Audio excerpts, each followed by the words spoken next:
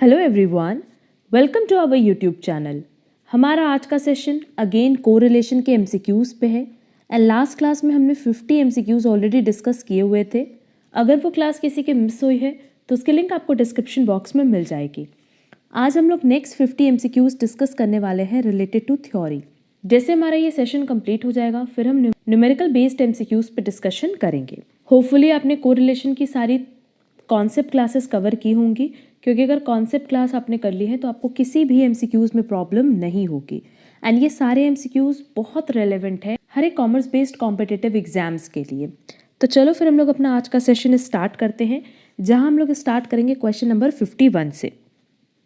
हमारे पास पहला क्वेश्चन है, bivariate data are the data collected for. No doubt अगर हम बाईवेरिएट डेटा की बात करें तो नाम से ही पता चल रहा है बाईवेरिएट मतलब दो वेरिएबल। क्लियर?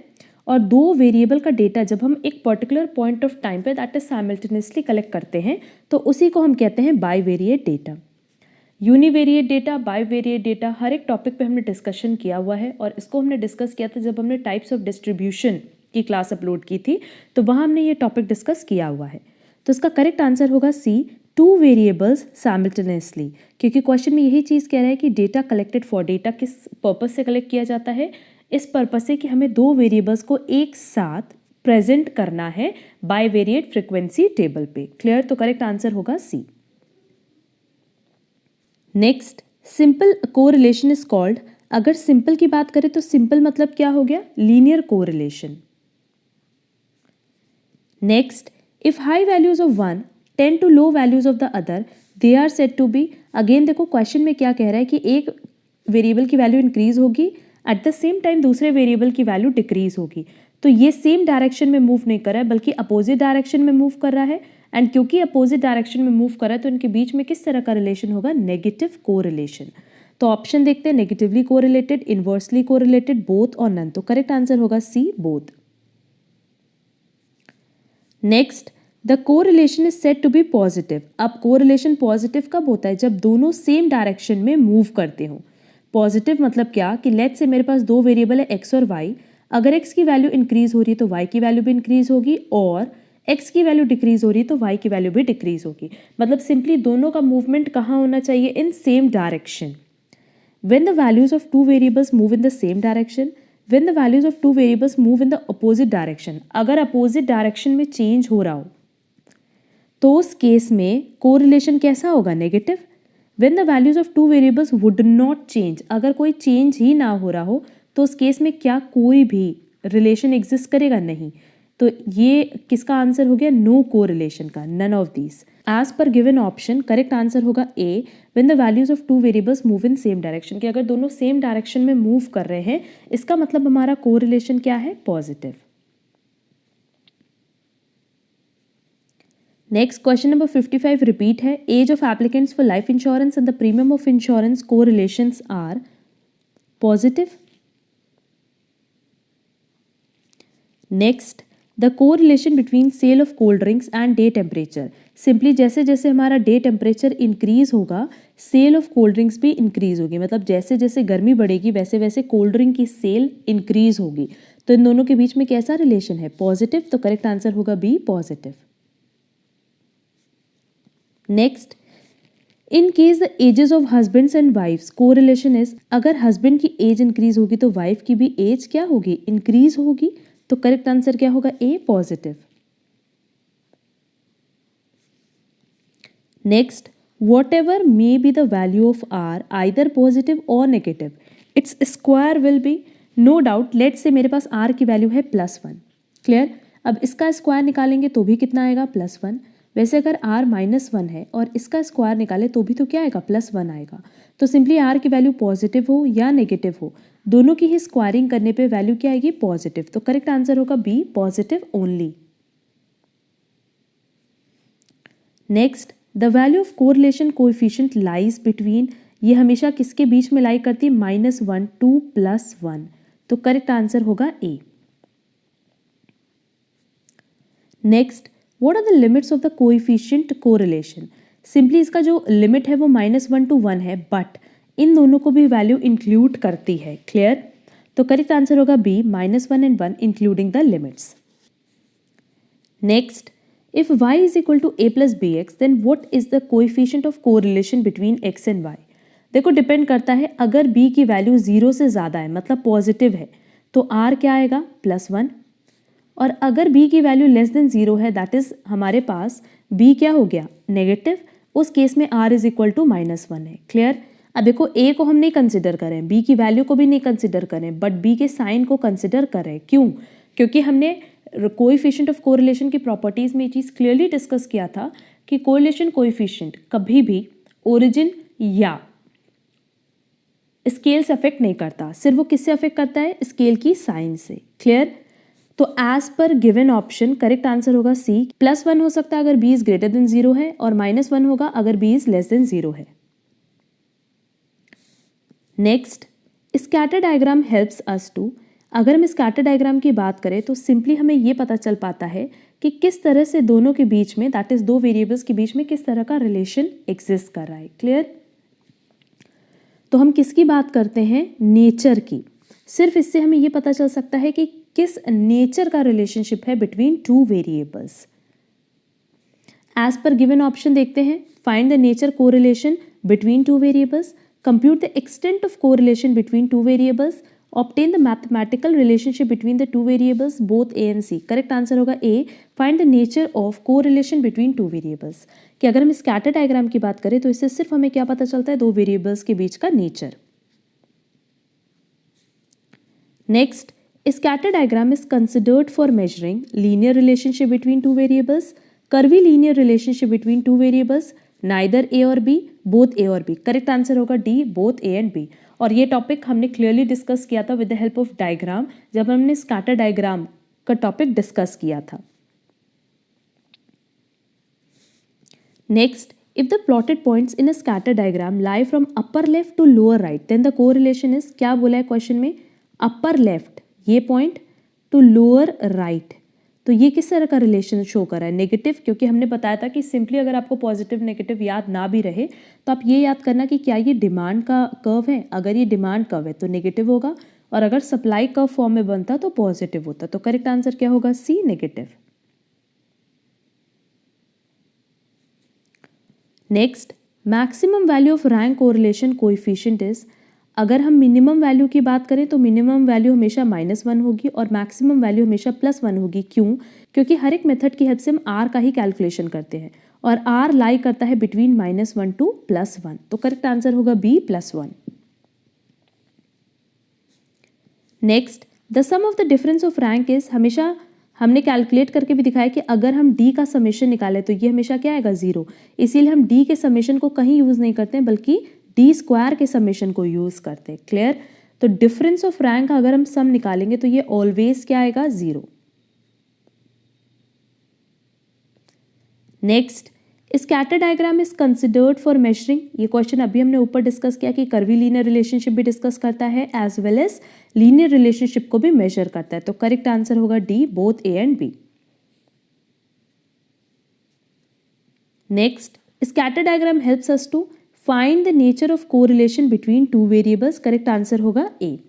देखो कई क्वेश्चंस यहाँ रिपीटेड होते हैं, तो रिपीट करने का पर्पस मेरा यही होता है कि अगर आपने क्लासेस प्रॉपरली कवर की हैं, सारे एमसीक्यूज आप प्रॉपरली कवर कर रहे हो, तो आप क्वेश्चन देख करके तुरंत समझ जाओगे कि इसका आंसर क्या होगा। तो बेसिकली आपका रिविजन भी हो जाएगा, एंड जो questions exam point of view से बहुत इंपॉर्टेंट होते हैं, बहुत बार एग्जाम में कवर किए हों, उनको हमने अपने एमसीक्यू सेशन में कई बार डिस्कस किया है। Next, if the plotted points in a scatter diagram lie from upper left to the lower right, then the correlation is negative. Next, if the pattern of points or dots on the scatter diagram shows a linear path diagonally across a graph paper from the bottom left hand corner to the top right, correlation will be, simply क्या चीज़ बोला है, bottom left hand corner, मतलब ये bottom left hand corner है to the top up right, to the top right, तो ये simply क्या show कर रहा है, पॉजिटिव रिलेशन। तो करेक्ट आंसर होगा C, positive. Next, if the plotted points in a scatter diagram are evenly distributed, मतलब इधर उधर फैला हुआ है, तो फिर कोरिलेशन उस केस में क्या होगा, 0। हमने सबका डायग्राम भी एक्सप्लेन किया अपने कॉन्सेप्ट सेशन में। Next, the more scattered the points are around a straight line in a scattered diagram, the dash is the correlation coefficient. Simply क्या चीज़ कह रहा है कि लेट्स से मेरे पास ये स्ट्रेट लाइन है, the more scattered the points are around straight line, मतलब जितना ज़्यादा फैला हुआ होगा, मतलब स्ट्रेट लाइन के आसपास जितना हमारा डायग्राम या कह लो पॉइंट्स फैला हुआ होगा उतना ही ज़्यादा कोरिलेशन कम होगा, मतलब उतना ही ज़्यादा दो वेरिएबल्स के बीच में रिलेशन क्या होगा, लेस। एंड अगर इस स्ट्रेट लाइन पे हमारी लाइन ड्रॉ हो या इसके नियर हमारे सारे के सारे पॉइंट्स या डॉट्स हों तो उस केस में हमारा कोरिलेशन क्या होगा, हाई, या हम कह सकते हैं more. Next, if all the plotted points in a scatter diagram lie on a single line then the correlation is, simply क्या कह रहा है कि सिंगल लाइन पे ही सारे पॉइंट्स है। अब आइदर सिंगल लाइन ऐसे बन सकती है या top left to bottom right बन सकती है। क्लियर? तो यहाँ पे हम परफेक्ट पॉजिटिव की भी बात कर रहे हैं as well as perfect negative की भी बात कर रहे हैं। क्लियर? गिवन ऑप्शन देखो, perfect positive yes, perfect negative yes, both A and B no, either A और B.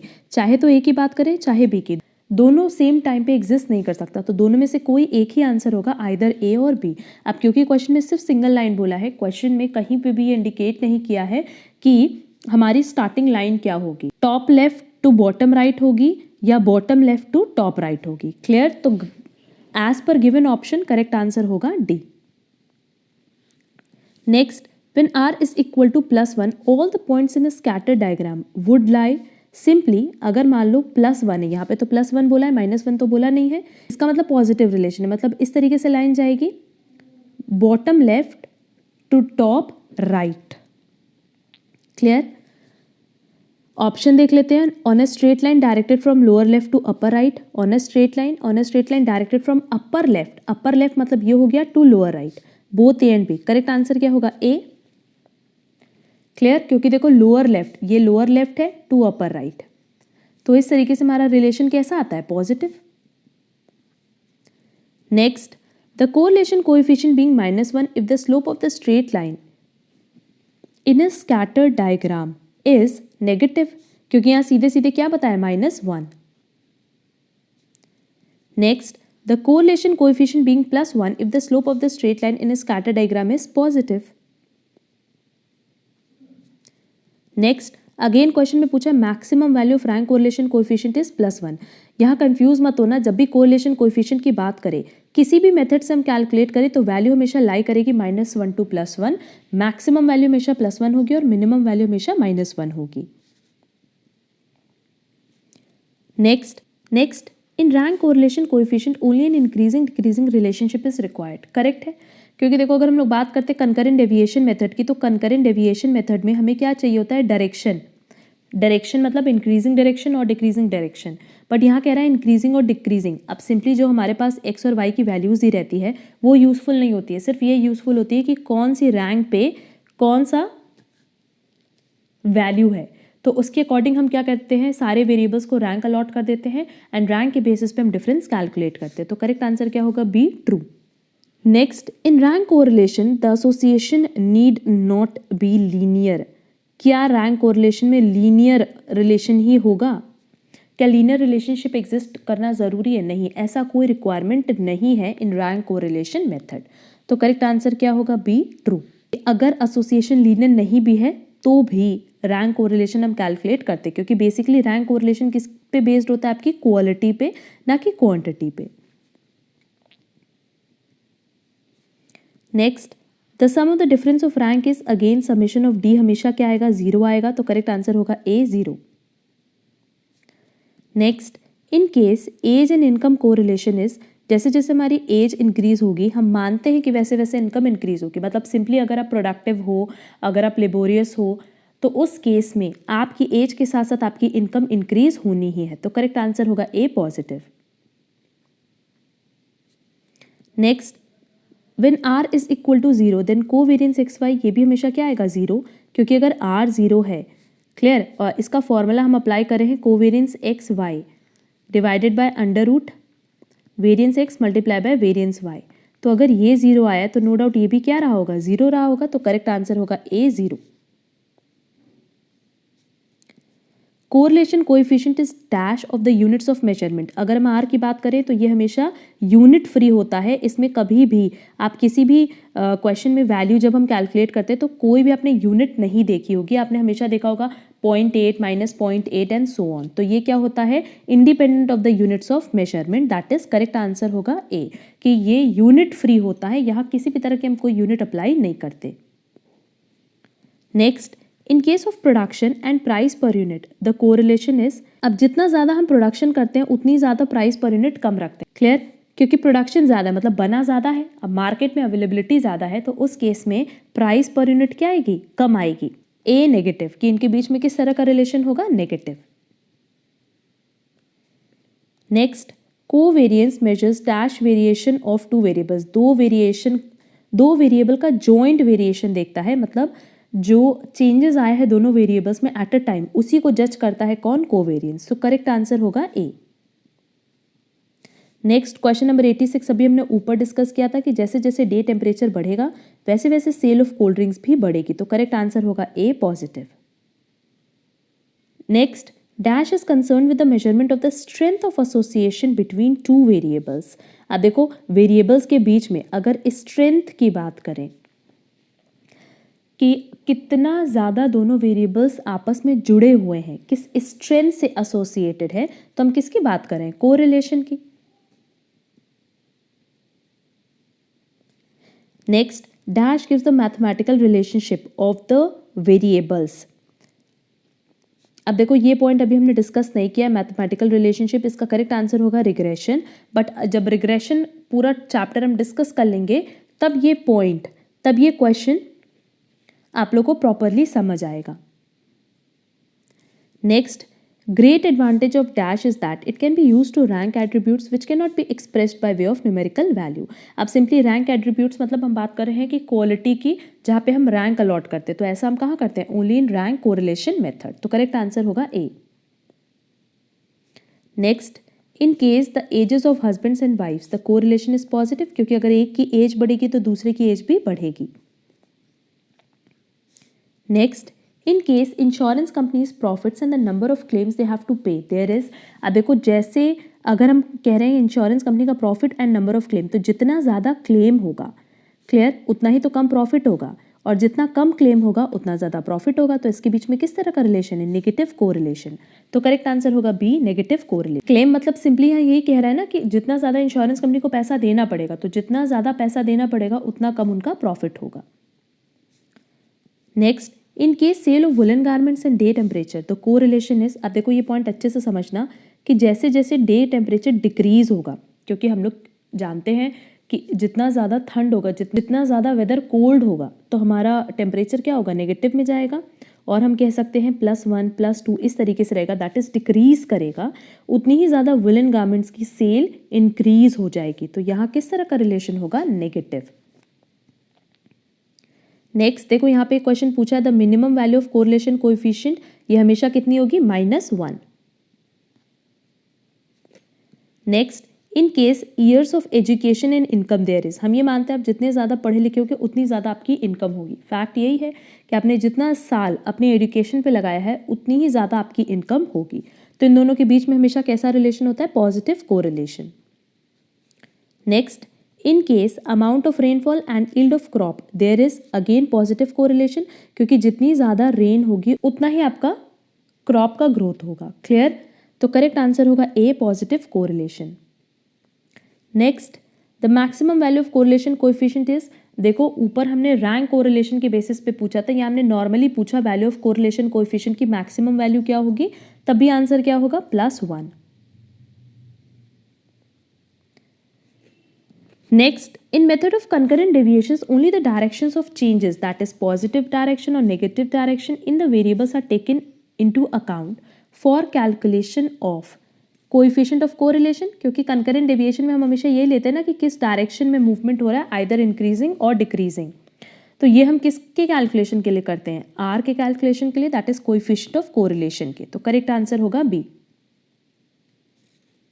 Next, if the covariance between two variables is 20 and the variance of one variable is 16, what would be the variance of the other variable? अब देखो simply are की value हमेशा -1 to +1 होनी चाहिए, इसके according ये question पूछा है। अब कोवेरियंस कितना है 20, फॉर्मूला सबको याद होगा, under root variance of one variable कितना है 16 मल्टीप्लाई बाय दूसरे वेरिएबल का वेरियंस हमें नहीं पता। अब हमें as per given option answer बताना है। तो देखो ये जो वैल्यू है ये किससे ज़्यादा आनी चाहिए, 20 से ज़्यादा आनी चाहिए, ये एग्जैक्टली 20 आएगी, तभी हमारा आर लाई करेगा -1 टू 1 में। क्लियर। तो लेट्स से हम वेरिएबल y की वैल्यू अज्यूम करते हैं 144 जो कि 12 का स्क्वायर है और 16 किसका स्क्वायर है 4 का, तो ये हो जाएगा 20 डिवाइडेड बाय 4 मल्टीप्लाई बाय 12, और हम कह सकते हैं 20 डिवाइडेड बाय 48। तब मेरा जो आंसर आएगा वो आएगा 0.4167। तो क्लियर है, मतलब ये ऑप्शन हो सकता है कि अगर हम मोर देन 100 रखें तो उस केस में मेरी आर की वैल्यू एग्जैक्टली -1 टू +1 के बीच में लाई करेगी। नाउ नेक्स्ट ऑप्शन देखते हैं मोर देन 10, तो again 20 divided by under root 16 multiply by more than 10, मतलब सिंपली हम लोग ले लेते हैं ऑन एन एवरेज 25 जो कि 5 का स्क्वायर होता है, तो 20, तो ये हो जाएगा 20 डिवाइडेड बाय 4 मल्टीप्लाई बाय 5, और हम कह सकते हैं वैल्यू कितनी आई 1। क्लियर।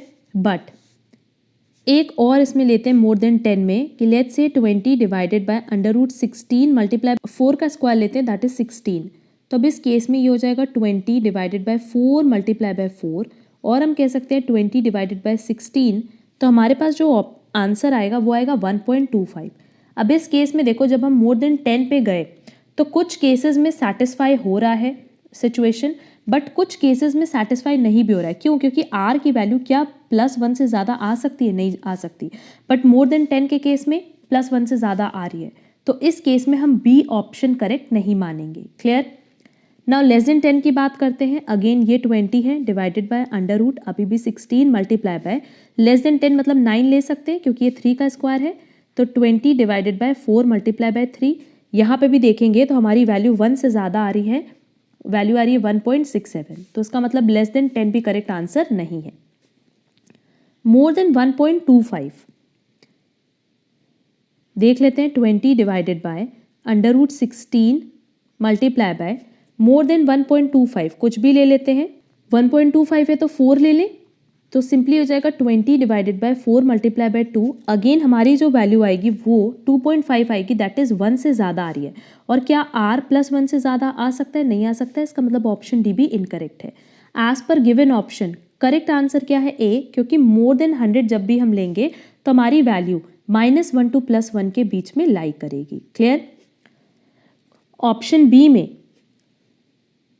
कुछ सिचुएशन में ये कंडीशन सेटिस्फाई हो रही थी और कुछ कंडीशन में सेटिस्फाई नहीं भी हो रही थी, तो इसीलिए आप जब भी ऑप्शन चूज करना तो ये देख लेना कि अगर हम मोर देन 10 कुछ भी लेते हैं, लेट्स से 11 भी लेते हैं, तो क्या मेरी प्रॉपर्टी सेटिस्फाइड हो रही है या नहीं। क्लियर। तो एज पर ऑप्शन ए एक ऐसा आंसर है जिसमें हर एक सिचुएशन में जब आप कैलकुलेशन करोगे तो आर क्या आएगा -1 टू +1 के बीच में, तो करेक्ट आंसर होगा A. Next, if the coefficient of correlation between two variables is -0.9 then the coefficient of determination is, simply इस टॉपिक पे भी हमने अलग से डिस्कशन किया है। कोएफिशिएंट ऑफ कोरिलेशन मतलब r and coefficient of determination मतलब r², तो सिंपली हमें क्या करना है -0.9 का स्क्वायर कर देना है, इसका कैलकुलेशन करने पे वैल्यू आएगी 0.81, तो करेक्ट आंसर होगा बी 0.81। एंड आज का last question, if covariance xy is equal to 15 what restrictions should be put for the standard deviations of x and y। Again देखो इस हम लोग जो रिस्ट्रिक्शन रखेंगे वो यही रिस्ट्रिक्शन होगी कि आप इसकी कोई भी ऐसी वैल्यू रखो कि r की वैल्यू +1 से ज़्यादा ना आए। क्लियर। तो नो रिस्ट्रिक्शन नहीं, ये तो इनकरेक्ट है। The product of the standard deviations should be more than 15, yes, क्योंकि अगर हमारा न्यूमरेटर 15 है तो हमारा डिनोमिनेटर भी क्या होना चाहिए, एटलीस्ट 15 और मोर देन 15। क्लियर। तो इसीलिए यहाँ क्वेश्चन में बोला है कि जो हमारा स्टैंडर्ड डिविएशन का प्रोडक्ट आ रहा है वो कितना आना चाहिए, मोर देन 15, तो उस केस में आंसर हमेशा आएगा 0.90, 0.80, मतलब सिंपली +1 से कम ही वैल्यू आएगी। क्लियर। नेक्स्ट ऑप्शन दिया है the product of the standard deviation should be less than 15, no, क्योंकि अगर न्यूमरेटर 15 है और लेट्स से अगर हम डिनोमिनेटर 14 रखते हैं तो वैल्यू हमारी 1 पॉइंट समथिंग आएगी, और अगर हम r की बात करें तो क्या r की वैल्यू +1 से ज़्यादा आ सकती है? नहीं। The sum of the standard deviation should be less than 15। No, हम यहाँ सम की तो पहली बात ही नहीं करते, हम हमेशा किसकी बात करते हैं, प्रोडक्ट की। तो बस इतना ध्यान रखना, क्योंकि हम आर का कैलकुलेशन कर रहे हैं और प्रॉपर्टी के अकॉर्डिंग -1 to +1 के बीच में इसकी वैल्यू लाई करनी चाहिए, और हम कह सकते हैं एग्जैक्टली +1 भी इसकी वैल्यू हो सकती है, बट नॉट मोर देन +1। तो इस केस में हम हमेशा न्यूमरेटर के अकॉर्डिंग अपना डिनोमिनेटर सेट करेंगे। तो as per given option correct answer क्या होगा, B, the product of the standard deviations should be more than 15, कि हमेशा कि अगर डिनोमिनेटर 15 से ज़्यादा है तो उस केस में हमारा आर का प्रॉपर्टी सेटिस्फाई करेगा। क्लियर? होपफुली सारे के सारे क्वेश्चंस आप लोग को प्रॉपरली समझ आए होंगे। एंड ये नेक्स्ट 50 क्वेश्चंस जो एमसीक्यूज बेस्ड थे बहुत इंपॉर्टेंट है एग्जाम पॉइंट ऑफ व्यू से। बहुत सारे क्वेश्चंस इसमें से जो रिपीट किए हैं वो बहुत बार एग्जाम में भी रिपीट किए गए हैं, इसलिए हमने अपने सेशन में भी उनको रिपीट किया है, सो दैट आपको ये पता चल पाए कि कौन से इंपॉर्टेंट क्वेश्चन है एग्जाम पॉइंट ऑफ व्यू से। अब नेक्स्ट सेशन हमारा न्यूमेरिकल बेस्ड होगा। न्यूमेरिकल बेस्ड के लिए आपको सिर्फ फॉर्मूलेज पे फोकस करना है। अगर आपको सारा फॉर्मूलाज लर्न है तो बहुत ही ईजिली आप सारे क्वेश्चन सॉल्व कर लोगे। हमने स्टैटिस्टिक्स से रिलेटेड एक टेलीग्राम चैनल बनाया है जहां हम सारे नोट्स एंड क्लासेस से रिलेटेड अपडेट्स प्रोवाइड करते हैं, जिसकी लिंक आपको डिस्क्रिप्शन बॉक्स में दी गई है। वो चैनल आप ज़रूर से ज्वाइन कर लेना, और साथ ही साथ आप हमसे टेलीग्राम पे डायरेक्टली कनेक्ट कर सकते हो और व्हाट्सएप पे भी कनेक्ट कर सकते हो। सबकी लिंक आपको डिस्क्रिप्शन बॉक्स में दी गई है। अगर आप चाहते हो हम किसी टॉपिक पे डिस्कशन करें या किसी क्वेश्चन पेपर पे डिस्कशन करें तो आप व्हाट्सएप करके हमें ज़रूर बताना, सो दैट हम वो टॉपिक या वो पेपर कवर कर पाए। अब अगर आपको हमारा आज का सेशन पसंद आया है, यूज़फुल लगा है, तो वीडियो को लाइक, कमेंट और शेयर ज़रूर करना। हम लोग मिलेंगे हमारी नेक्स्ट क्लास में, जहां हम लोग कुछ और क्वेश्चंस डिस्कस करेंगे रिलेटेड टू कोरिलेशन। आज के लिए बस इतना। Thank you so much.